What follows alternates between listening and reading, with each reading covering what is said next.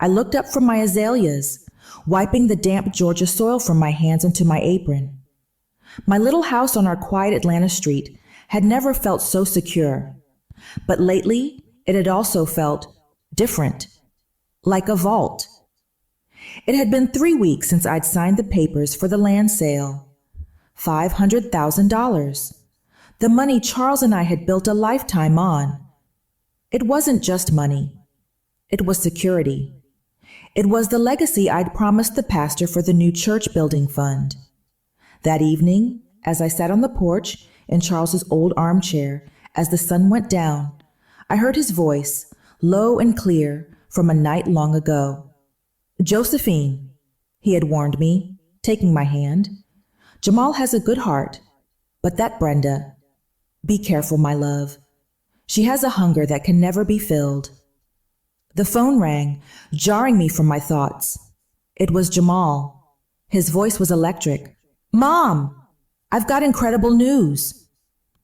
An hour later, he and Brenda were at my door. They weren't in designer clothes, not yet. They were vibrating with an energy I hadn't seen. A frantic, ambitious energy. "Mom, this is a sure thing," Jamal said, pacing my living room. "A real estate deal that's a guarantee. But we have to move fast, faster than this volatile market." Brenda, for once, was quiet. She just sat on the sofa, watching me, her eyes sharp. I was confused. "I don't know anything about real estate deals, Jamal." "You don't have to, Mom. That's my job," he said smoothly. "But these old accounts you have are slow. The bankers, they want your signature for every little thing. It's slowing us down." "There's a simple way to fix it," he said, his voice casual. "It's just a piece of paper, a simple power of attorney. It just lets me manage your funds faster, to protect your money from all these taxes and red tape." A power of attorney. The words sounded heavy. He saw my hesitation, and my guilt was immediate and overwhelming. "Mom, don't you trust me? After all I've done for you? I'm trying to build something for us. A family legacy. Don't you want that? My husband's cautious ghost versus my living son's ambition. My son won. I trust you, baby. You're right. It's for our legacy," I said, my voice firm. "All right, son. If you think it's best, bring the papers over." He didn't wait. He was at my door less than an hour later. It wasn't just Jamal. He had another man with him, someone I'd never seen. The man was thin, wore a suit that was too large for him, and carried a worn leather briefcase. He wouldn't look me in the eye. He just stared at a spot on the wall over my shoulder. "Mom, this is Mr. Harrison, my attorney," Jamal said, brushing past me into the living room. "He's got the papers ready for us." Mr. Harrison nodded curtly and opened his briefcase on my dining room table. He didn't pull out a piece of paper. He pulled out a stack, a thick, intimidating stack of documents, full of dense legal text. My heart sank. "Jamal, this is a lot." "Just standard, Mom. Just standard," he said quickly. Mr. Harrison silently clicked a pen and pushed the stack toward me. I sat down, my hands trembling slightly. I picked up the first page, trying to make sense of the words. Hereinafter, fiduciary, unrestricted. The language was dense, suffocating. I don't understand all this, son. Maybe I should have Mr. Thorne look it over." "Mr. Thorne?" Jamal's voice was sharp. "Mom, we don't have time for that. This is a time-sensitive deal. I told you." He gently but firmly took the papers from my hand and set them back on the table. He turned the stack, pulling one page from the very back. It was just a signature page. "Look, this is all you need to worry about," he said, his voice dropping to that warm, persuasive tone. He pointed to the line at the bottom. "This just gives me permission to move your investment into the new real estate fund, the one I told you about. It's to protect you." I looked from the single line, Josephine Carter, to my son's smiling face. I looked at Mr. Harrison, He was still staring at the wall, examining a hairline crack in the plaster. I felt a sudden, sharp stab of movement in the hallway. I turned my head. Brenda. She was standing in the shadows of the hall, just outside the living room light. She wasn't smiling. She was just watching, like a predator waiting for the hunt to be over. Her presence froze me. Why was she hiding? Mom? Jamal prompted, his voice laced with just a hint of impatience. The lawyer has other clients today. I turned back. I had seen my son's face, the strange lawyer, the looming shadow of Brenda in the hall. My entire house felt wrong, but I had already given my word. To doubt him now would be to call him a liar to his face. I picked up the pen, just to move the investment, I confirmed, my voice small. Just to move the investment, he repeated, smiling. I signed my name. Mr. Harrison immediately snatched the page. He gathered the entire stack, shoved it into his briefcase, and snapped it shut. We're concluded, he muttered, still not looking at me. Jamal clapped his hands together, his smile a blinding, brilliant thing. Thank you, Mom. You won't regret this. This is the first day of our new future. He leaned down, gave me a quick, dry kiss on the cheek, and steered his lawyer out the front door. Brenda finally stepped out of the shadow. She walked past me toward the open door, not even glancing at me. As she stepped onto the porch, I heard her whisper to Jamal, who was already on the sidewalk. Her voice was low, but it carried in the still air. Finally, she hissed, the sound full of triumph. It's done. A cold dread settled in my stomach, heavy as lead. It wasn't the feeling of a new beginning. It was the feeling of an end. After that day, a silence fell. Weeks passed. The calendar pages turned from summer to the first hints of autumn. I called Jamal. At first, he'd answer. His voice always rushed. In a meeting, Mom. Just about to step onto a conference call. Can't talk. It's moving, Mom. It's all moving. Just be patient. Then the call started going straight to his voicemail. Hey, you've reached J&B Enterprises. Patience. I tried. I tended my garden. I went to my church meetings. But the knot in my stomach, the one that had formed when Brenda whispered finally, it never went away. It just tightened. I told myself that big deals took time, that success was noisy. Then came the day the lie shattered. I was pulling weeds from my azaleas when I heard it. The sound came first, a low, arrogant rumble I didn't recognize. I looked up. A car, sleek and black as polished onyx, slid to the curb in front of my little house. It looked like something from a movie, completely out of place on our quiet Atlanta street. Then, my son, Jamal, stepped out of the driver's side. He wasn't just driving it. He was wearing it. He had on a suit I'd never seen before and sunglasses that hid his eyes. From the passenger side, his wife, Brenda, emerged. She was draped in a new dress, the kind with a designer name I couldn't pronounce, and carrying a handbag that probably cost more than my mortgage payment. This time, my heart wasn't confused. It was pounding. This wasn't a business expense.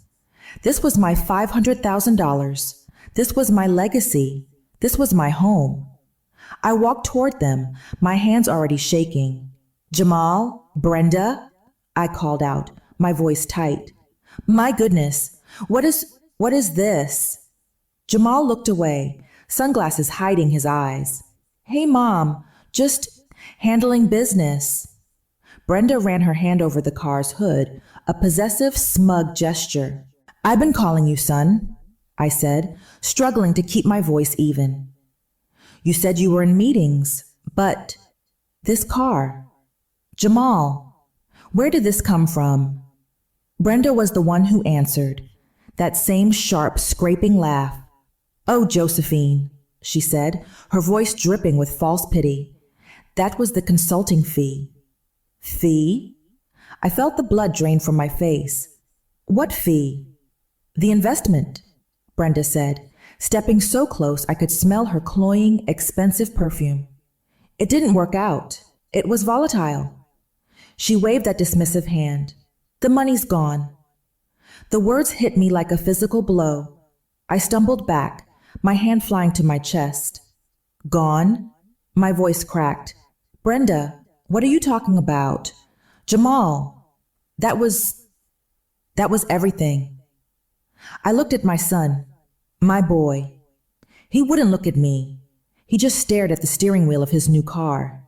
He couldn't even face me. He knew. He'd known all along.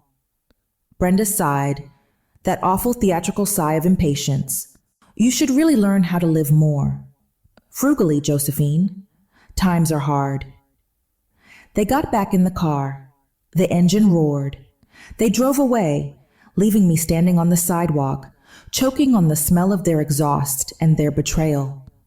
I don't know how long I stood there. I made it inside, my legs like water. I didn't go to my garden or the kitchen. I went straight to the church. I needed sanctuary. I needed comfort. But as I sat in the empty, silent pew, the afternoon light slanting through the stained glass window, I felt no peace. Pastor Evans's kind words about my generous pledge echoed in my head, mocking me. I felt ashamed. Deeply, horribly ashamed.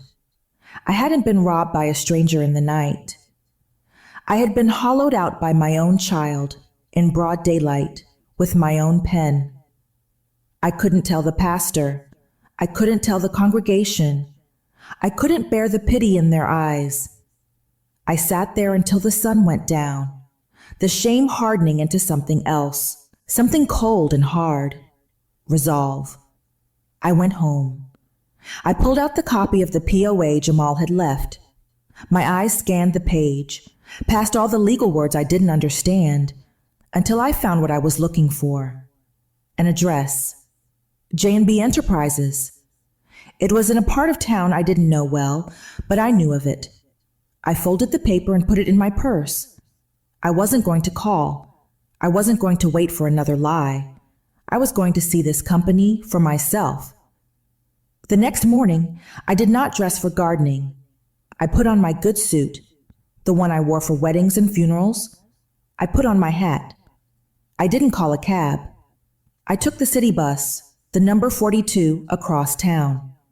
The journey felt like it took hours, carrying me further and further away from my respectable, tree-lined street. The bus finally let me off on a wide, sun-beaten road lined with pawn shops and check-cashing stores. The address on the paper led me to a dusty, half-empty strip mall. The J&B Enterprises sign was just cheap vinyl lettering peeling off a glass door, tucked between a nail salon and a boarded-up laundromat.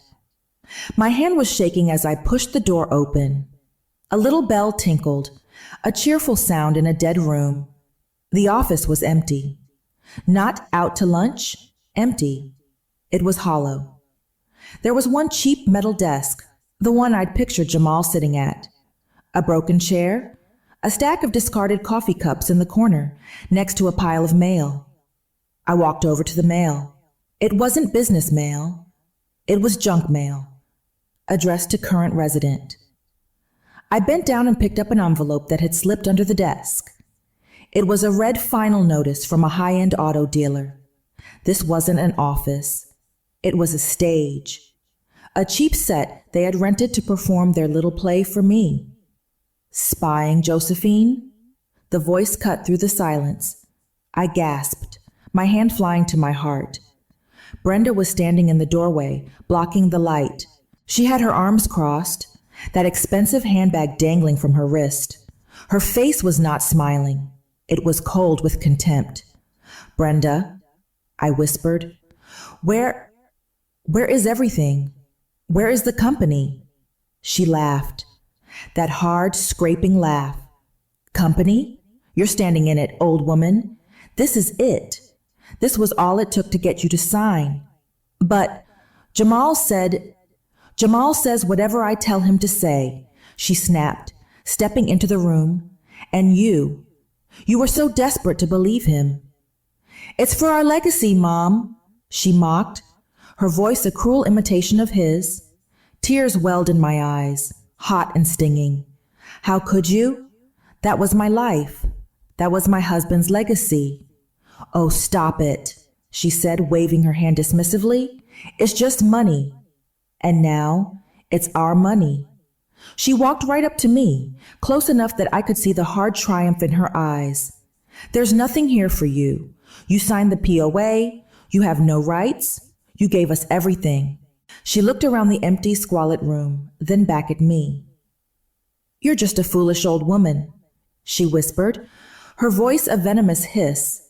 She leaned in, a final twist of the knife. You should have listened to Charles. The mention of my husband's name from her lips in this place. It didn't just break my heart. It snapped something in my soul. The tears stopped. The shaking stopped. Something cold and clear and hard rose up in their place. Brenda smirked, thinking she had broken me.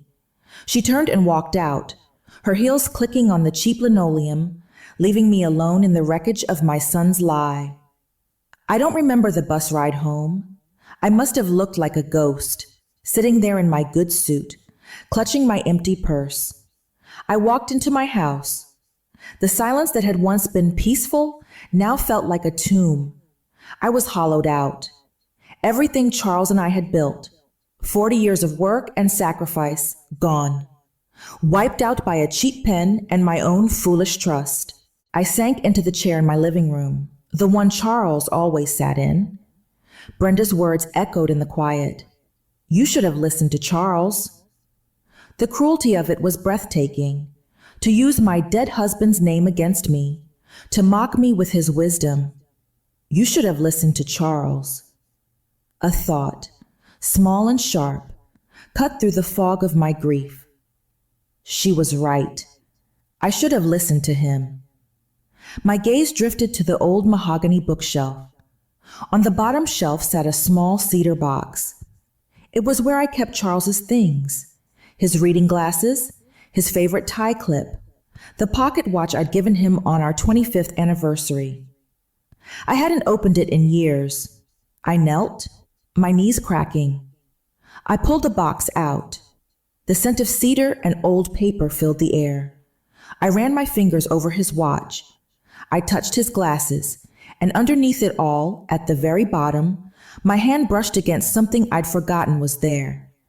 A leather-bound ledger. It was worn. The cover soft as old gloves. Tucked inside the front cover was an envelope. A thick, cream-colored envelope. Sealed with wax. My name was written on the front in Charles's strong, familiar handwriting. For Josephine. To be opened only if you sell the land. My breath caught. I had sold the land, but in the joy and the planning, I had completely forgotten this. My hands trembled as I broke the seal. I unfolded the single sheet of paper. My dearest Josephine, it began, if you are reading this, then our nest egg is secure. I love you, but I know your heart. It is good, and it is generous, and it does not see the greed that I see. My eyes scanned the lines, my heart pounding against my ribs. I fear Jamal's heart is not strong enough to resist Brenda's hunger. So I have protected you. I have protected us. The next words seemed to lift off the page. The money from the land sale, all $500,000 of it, was never in your savings account.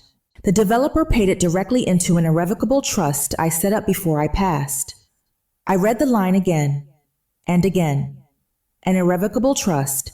This trust cannot be broken, Josephine. Not by you, not by me, and certainly not by a simple power of attorney. My hand flew to my mouth. The POA, the standard papers Jamal had me sign. The POA you may have been asked to sign is worthless against this. The letter continued, as if Charles were sitting right here, speaking to me. It cannot touch the principal. It cannot change the terms.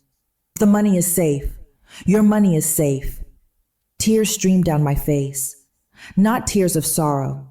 They were tears of, I didn't even know the word. Disbelief. Shock. A fierce, protective love for this man who had seen the storm coming all those years ago and built me an ark. The letter had one final line. Take this ledger. Go see our lawyer, Mr. Elias Thorne. He holds the keys. I didn't wait until morning. I clutched the letter and the ledger to my chest, and I called Mr. Thorne's home number. His voice was gravelly with sleep, but he woke up the instant I said my name. Josephine? My goodness, it's past 10. Is everything all right? Mr. Thorne. Elias, I need to see you, I said, my voice cracking with the strain. It's about Charles. It's about a trust. There was a sharp silence on the line. Then, his voice suddenly wide awake and serious. My office, 8 a.m. Don't speak to anyone else. I sat in that armchair all night, holding Charles's letter. I didn't sleep. I just read the words over and over, letting them sink into my bones. At 7:45 a.m., I was sitting in the plush visitor's chair in Elias Thorne's downtown Atlanta office.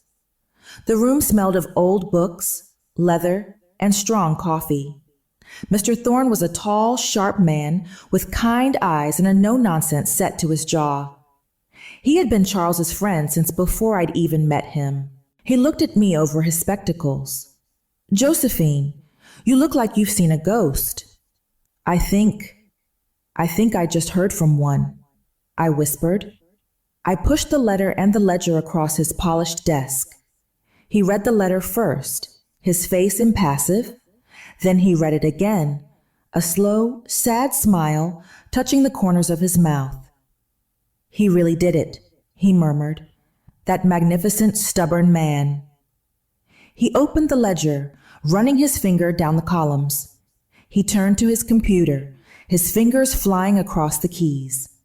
A moment later, a printer in the corner hummed to life. He retrieved the sheet, examined it, and then looked at me.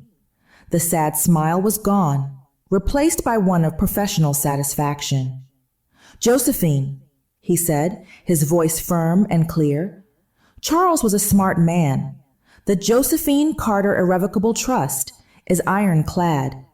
As of this morning, it contains exactly $500,000 plus interest. I let out a breath I didn't even know I was holding. It came out as a sob.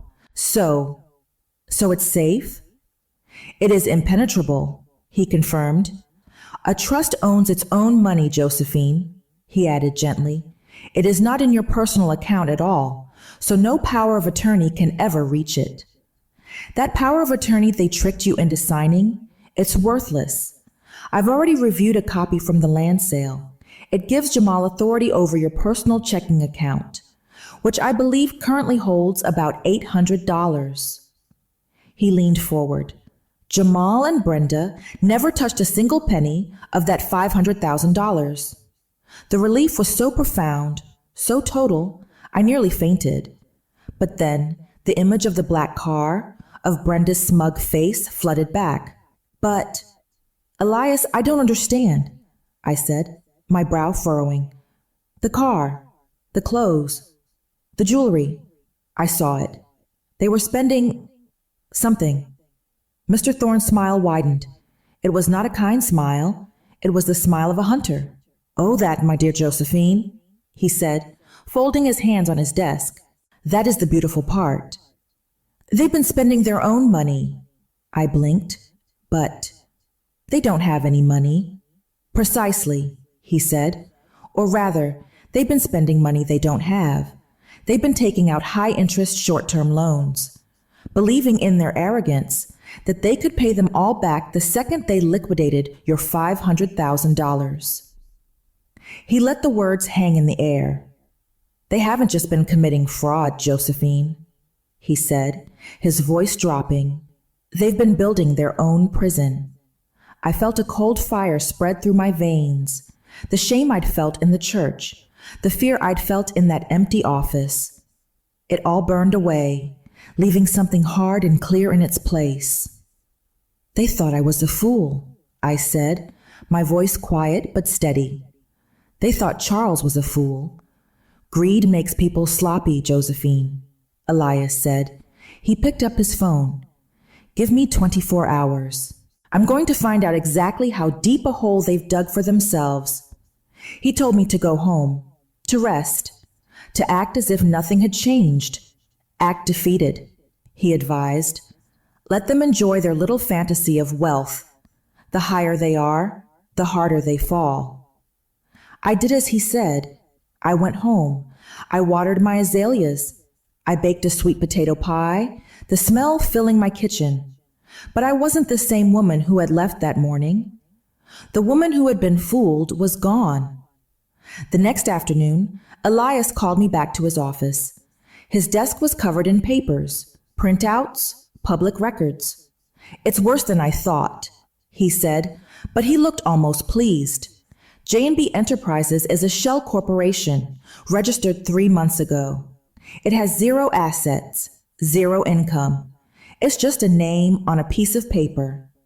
He pushed a document toward me. This is the loan agreement for that BMW. I looked at the interest rate. My head swam. It wasn't from a bank. It was from a private lender, a shark, as Elias called them. The first payment was already past due. They've maxed out 5 different credit cards, he continued, sliding more papers over. All in the last 3 weeks. We're talking designer clothes, expensive dinners, electronics. A vacation to the Bahamas booked for next week. They were living like royalty, all on a throne of borrowed money that was about to collapse. The creditors are getting impatient, Elias said. They're just days away from repossessing the car and likely filing suit. I looked at this mountain of debt, this monument to their arrogance, and I felt nothing. No pity, no lingering maternal instinct, just a profound, icy calm. They committed fraud, Josephine, Elias said, his voice gentle but firm. They had you sign that POA under false pretenses, claiming to invest money they knew they couldn't access, all while racking up debt. We have them. He leaned back. We could call the police right now. Fraud. Elder financial abuse. They'd go to jail. I thought about it. I imagined them in handcuffs. It would be just, but it felt incomplete. It felt too fast. They wouldn't understand what they had done. They'd just blame me. Or, Elias said, seeing the look on my face, we can let them trap themselves. We can let their own greed finish the job. My eyes met his. What do you mean? He folded his hands. They are desperate right now. They know those bills are due. They must be wondering why the $500,000 hasn't liquidated yet. They're probably panicking. He leaned forward, a plan forming in his sharp eyes. I want you to call Jamal, but not as the strong woman sitting in front of me. I want you to call him as the defeated, heartbroken mother they think you are. He held up a hand. Sound desperate. Sound terrified. Tell him you spoke to me and that I discovered the money is locked in a trust. Tell him you begged me and I found a loophole. A slow, cold understanding dawned on me. A loophole? Elias smiled. Tell him I found a way to dissolve the trust, but it requires his signature in person, here in my office, to help him. I went home from Elias Thorne's office. I sat at my kitchen table, my hand on the heavy black telephone. This was the performance of my life. I had to erase the strong woman who had just left that law office. I had to become the woman they believed me to be, weak, foolish, and broken. I took a deep, shuddering breath, picturing Brenda's mocking face. I dialed Jamal's number. He picked up on the very first ring. His voice wasn't smooth. It was sharp, anxious. Mom, what? I told you I'm busy. We're handling the new venture. Jamal, I wailed, letting my voice crack and shatter. I forced the tears I hadn't shed for myself to come. Oh, Jamal, it's terrible. What? What's terrible? He snapped. He sounded less concerned, more annoyed. What now? I went to see Mr. Thorne, I sobbed, the words tumbling out just as Elias had coached. About the money, about the investment. What? Why would you do that? He hissed. I was so worried. And son, oh Lord, he said the money's gone. A dead cold silence on the other end. I could feel his panic vibrating through the line. What do you mean gone? His voice was dangerously low. It's locked up, I cried. It's in something he called an irrevocable trust. From your father, he said. He said we can't touch it. I heard a muffled sound, a sharp gasp, like he'd covered the receiver. I heard Brenda's voice, a shrill, muffled shriek. A what? Jamal came back on the line. You're lying. No, son, please, I begged, letting my voice rise in desperation. I told him you were in trouble. I told him about your new venture and how you just needed the capital. I begged him, Jamal. And I think he pitied me, I whispered as if sharing a secret. He said he's not supposed to, but he thinks he found a loophole. Another sharp silence. He was hooked. A loophole? He said, a way to dissolve the trust. I rushed out.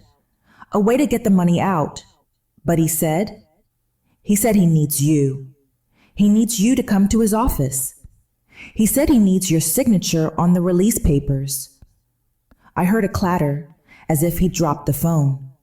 A new voice blasted into my ear. It was Brenda. Her voice wasn't mocking anymore. It was tight, sharp, and vibrating with avarice. Josephine, is that lawyer of yours sure he can break it? He just said he needs Jamal to sign. We'll be there. She cut me off. The word was a command. 10 a.m. tomorrow, and you tell that lawyer of yours to have the check ready, the full check. Click. She hung up on me. I slowly placed the receiver back in its cradle. My hand was perfectly steady. My eyes were perfectly dry. The bait was in the water, and the sharks were on their way. The next morning, at 9:30, I was sitting in Elias Thorne's office. I wasn't the weeping, hysterical woman from the phone call. I was dressed in my Sunday best, the navy blue suit I'd worn to the land sale with my mother's pearls. I felt calm, centered, and cold. Elias sat behind his vast mahogany desk, a picture of legal authority. A thick stack of papers was arranged neatly in front of him. Are you ready for this, Josephine? He asked quietly. I nodded once, my hands folded peacefully in my lap. I am. At precisely 10 a.m., the door to the office burst open. Not a knock. It was thrown open, slamming against the wall. Jamal and Brenda stormed in. They looked frantic. Jamal's expensive suit was wrinkled, and there was a sheen of sweat on his forehead. Brenda's face was a mask of tense, greedy impatience. The successful couple facade was gone. They looked like what they were, cornered. All right, Brenda snapped, not even bothering with a greeting. She threw her handbag onto one of Elias's expensive leather chairs. Let's get this over with. Where are the papers? Jamal paced to the window, unable to stand still. Yeah, let's go. We have other appointments. Elias Thorne looked up slowly, peering at them over his glasses. He motioned to the chairs. Please, have a seat. We must observe the formalities. We don't have time for formalities, Brenda said, her voice rising. Josephine said you had a loophole. Where do we sign to get our money? Elias paid her no mind. He picked up the top sheet from his stack and a pen. Now, for the record, you are Mr. Jamal Carter, and you are Mrs. Brenda Carter? Jamal stopped pacing. Yes, of course. Who else would we be? Elias made a slow, deliberate check mark on his paper. And you are here as representatives of... He squinted at the paper. Ah, yes. J&B Enterprises. That's right, Jamal said, puffing up his chest a little. Our real estate venture. Now, about the check. All in due time, son, Elias said, his voice maddeningly calm. He picked up another sheet. I just need you to confirm your business address. Is it still 142 Dusty Creek Road? I recognized the strip mall address. Jamal's eye twitched. Yes, that's the one. Can we please move this along? Elias made another slow check mark. He picked up a third sheet of paper. He started to read it, his lips moving silently. The silence in the room stretched. The only sound was the ticking of the grandfather clock in the corner. Brenda was vibrating with impatience. Her knuckles were white from gripping the strap of her purse. What is this? She finally exploded, her voice cracking. What are you doing? Are you stalling? She slammed her hand flat on Elias's desk, making the penholder jump. I said stop stalling, she shrieked, her face twisting into an ugly snarl. Give us the money. She jabbed a finger, not at Elias, but at me. Or we'll sue you, old man. We'll sue you for interfering. And we'll sue her, she spat. This old fool for trying to steal from us. Jamal, seeing Brenda's aggression, finally found his voice. He stepped away from the window, standing beside her, presenting a united front of greed. She's right, he declared, though his voice wavered slightly. We have a fully executed power of attorney. That money is legally ours.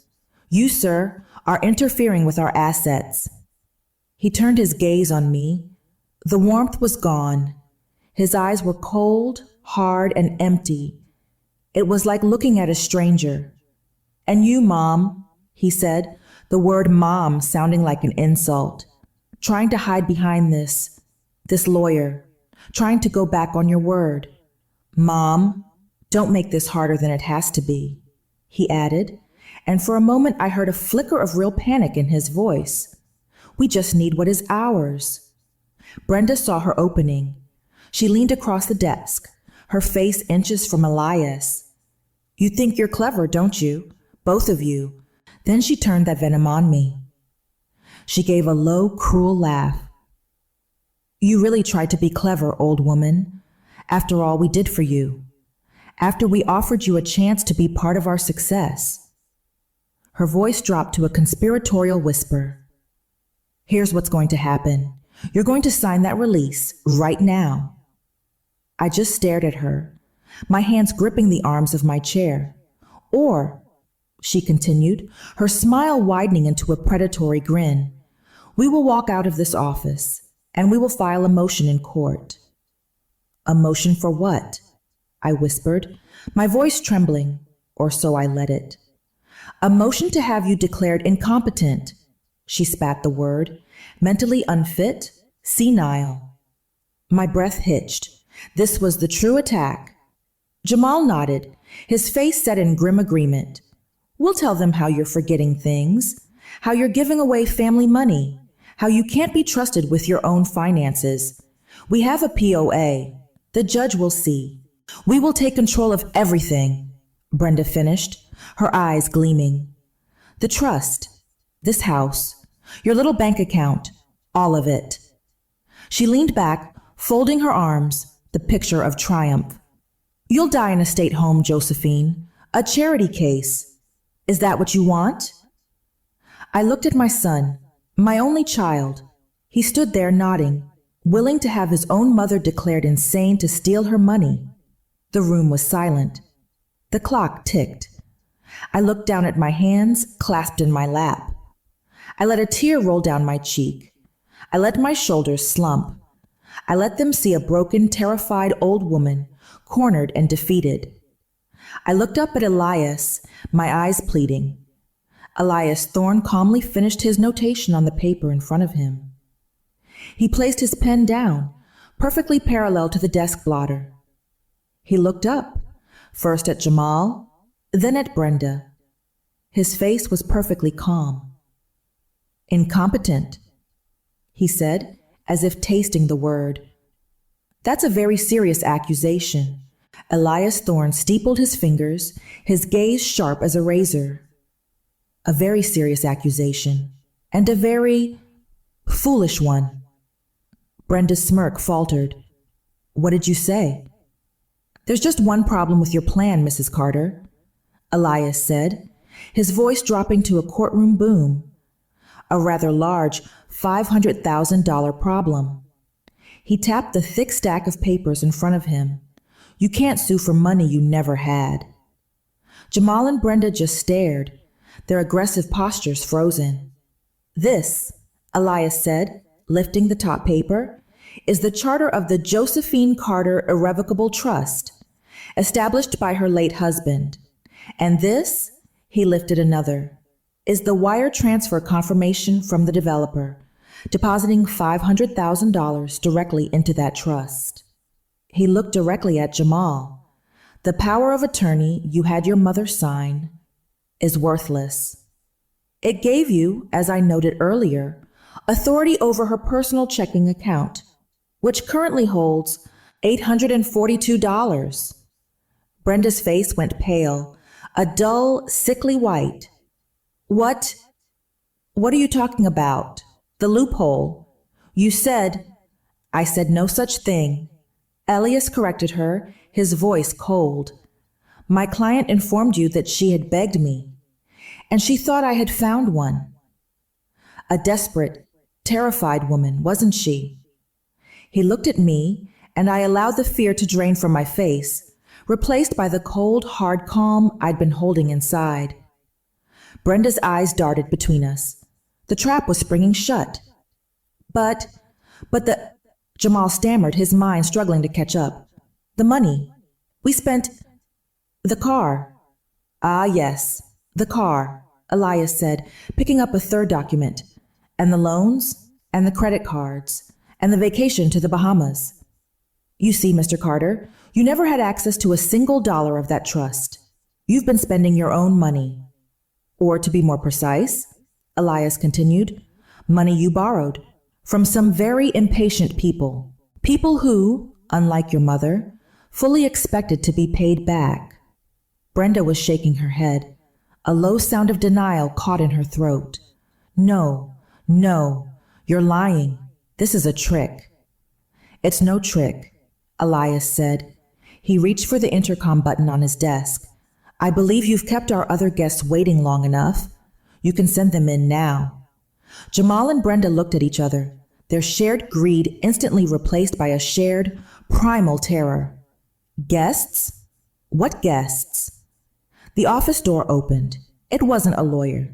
It was two grim-looking men in ill-fitting suits, the kind of men who didn't smile.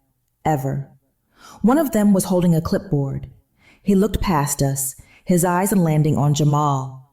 Mr. Jamal Carter? The man grunted. Jamal looked like he was going to be sick. He could only nod. We're here for the vehicle, Mr. Carter, the BMW, and the outstanding balance. In full. Now. Brenda let out a sound. A high, thin wail. She collapsed into the chair she had refused to sit in, her expensive handbag slipping to the floor. Jamal just stood there, his face ashen, his new suit suddenly looking like a cheap costume. He looked at the men. He looked at Elias. Then, finally, he looked at me. His eyes were wide, desperate, pleading. The mask was gone. I was looking at my son again, a lost, terrified, and guilty boy. I stood up, adjusting the pearls at my neck. I looked down at this stranger who had my son's face. You tried to take my future, Jamal, I said, my voice clear and steady, cutting through the silence of the room. Instead, you destroyed your own. I walked out of that office. I didn't look back. Elias had said he would handle the rest. I just walked past the two grim-faced men, past the stunned receptionist in the lobby, and out into the bright Atlanta sunshine. The air felt different. It felt lighter. I didn't take a cab. I walked the 2 miles back to my house. I needed to feel the pavement under my feet. I needed to feel the city moving around me. I was not the same woman who had taken the bus to that empty, hollow office. That woman was gone. She had been naive, too trusting, and blinded by a love that demanded she make herself small. The woman walking home was Josephine Carter, a widow, a retired nurse, a woman who had seen the very worst of her own blood and had survived. I felt no joy. There was no triumph in watching my only son's world crumble. There was only a great, cold, quiet sense of justice, a balancing of the scales, Charles's scales. When I put my key in the lock of my front door, it felt different. It wasn't just a house. It was a fortress. It was mine. And for the first time in months, I felt safe within its walls. Elias Thorne called me a few days later. "It's done," he said, his voice clipped and professional. He explained what had happened after I left. The creditors, seeing Jamal and Brenda, had no access to the trust, had seized everything. The car was repossessed on the spot. A lawsuit was filed by the private lender, and Jamal and Brenda, having no assets, were forced into a humiliating bankruptcy. They lost everything: the rented office, the new furniture, the designer clothes. "And what about the fraud?" I asked, my voice quiet. "Ah," Elias said, "that is where we had our leverage. They committed textbook financial fraud by inducing you to sign that POA under false pretenses, a criminal offense. They knew it. I made sure their court-appointed attorney knew it. They were very cooperative," he finished. He had drawn up a final settlement. It was simple. I would agree not to press criminal charges for the fraud they committed against me. In exchange, Jamal and Brenda would sign a document, fully binding, relinquishing any and all future claims to my estate, my will, or my assets, forever. They were, in the eyes of the law, disinherited. "They signed it this morning," Elias said. "It's over, Josephine. They can never touch you or your money again." I hung up the phone and sat in Charles's armchair. Disinherited. The word was so final, so biblical. The hardest part was the following Sunday. Walking into the First Ebenezer Baptist Church was harder than walking into that law office. The news had spread. Not the whole truth, of course, but the community knew something had happened. They knew Jamal's business was gone. They knew the fancy car was gone. I could feel the whispers, the pitying looks. Poor Sister Josephine. Her boy lost everything. She must be devastated. Pastor Evans met me at the door, his face a mask of concern. "Josephine," he said, taking my hands, "we heard. If there's anything the church can do, anything you need." This was my moment. I could be the victim. I could be the poor old fool Brenda had called me, or I could be the woman Charles had protected. I squeezed the pastor's hands. I stood up straight, my back rigid, and I looked him in the eye. "Pastor Evans," I said, my voice clear and strong, carrying in the quiet vestibule. "My son's venture did indeed fail. It was a hard lesson for him." I paused, and I saw Deacon Harris and Sister Mary lean in. "But I am here today to tell you that my faith is strong.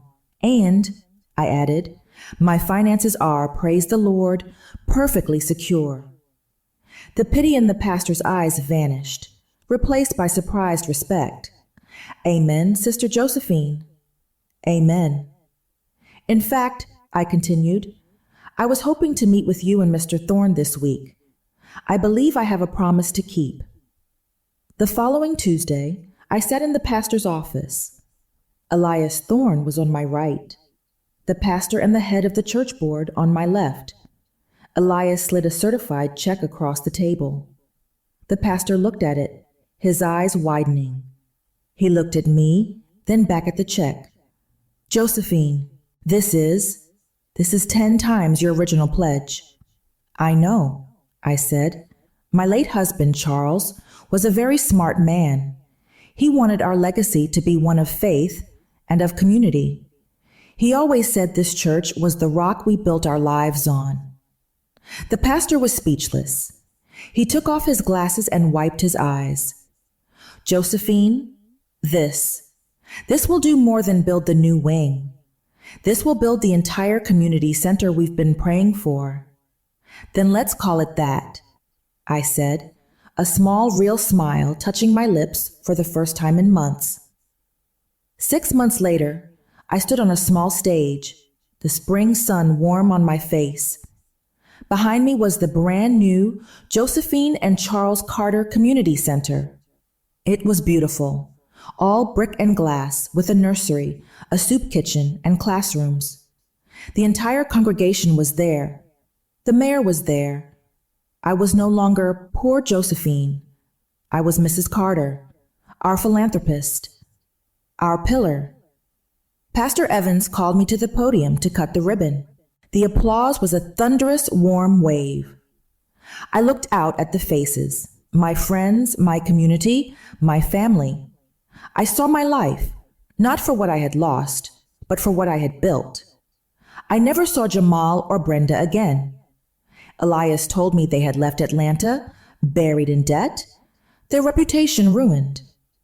I heard once, through a distant cousin, that they were living in a tiny apartment somewhere in Florida. Jamal was working nights at a gas station, and Brenda was a cashier. Their prison wasn't one of bars, but one of bitter, ordinary failure. The hunger Brenda had, the one Charles had seen, was now just a gnawing, desperate ache for a life they had thrown away.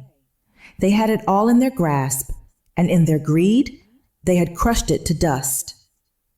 That evening, after the dedication, I went home. I didn't sit in Charles's armchair. I sat on my porch, a glass of iced tea in my hand, watching the fireflies begin to glow. I had honored my husband. I had protected my legacy. I had faced the darkness in my own family and found a strength I never knew I possessed. At 71 years old, my life had just begun again, and for the first time, I was truly, completely, and fearlessly free. Charles may be gone, but his foresight still lives on through the Carter Community Center. Thank you, my dear friends, for walking this road with me. If this story touched your heart, I'd truly love to hear from you.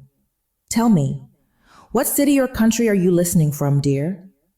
Rate this story from 0 to 10 so I can see how far legacy can travel. Feels like sitting on the porch with family, just heart to heart. May God's peace be with you always.